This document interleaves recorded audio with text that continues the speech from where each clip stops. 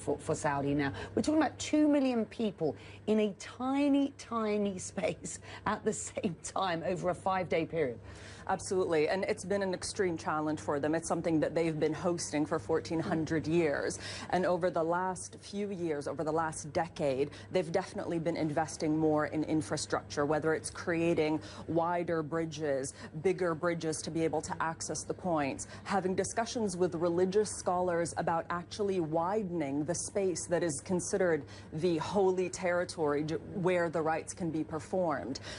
Security personnel are ever present. Tens of thousands of medical people that have been trained, up to 1,000 security cameras covering almost literally every single spot at the Hajj. And as electronic devices become more prevalent, this year, for example, they've introduced the e-bracelet for the pilgrim, so that any pilgrim can immediately be scanned and they know who they are, where they're from, where they should be staying, and what kind of medical conditions they can have. So every year they seem to be learning from the previous year, but that many people in that small a space is just bound to be a challenge.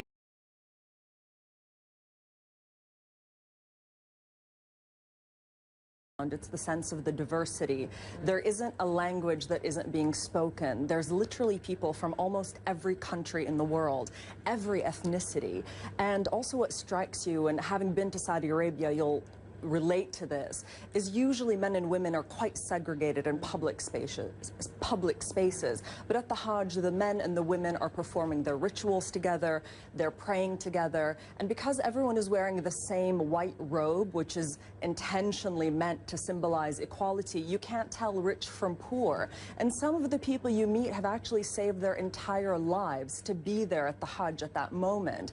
And so as journalists covering the Middle East, and this is something you definitely will be able to relate to, is we often meet people on some of the worst days of their lives, but this was a story where almost everyone you met, you were meeting on the happiest day of their life, and the tears were of tears of joy. Especially today, those pictures our viewers were just seeing from Mount Arafat, that is the spiritual climax, and you do see people really crying for joy, and that for us was quite unusual and something that you can't help but be affected by. How do the Saudi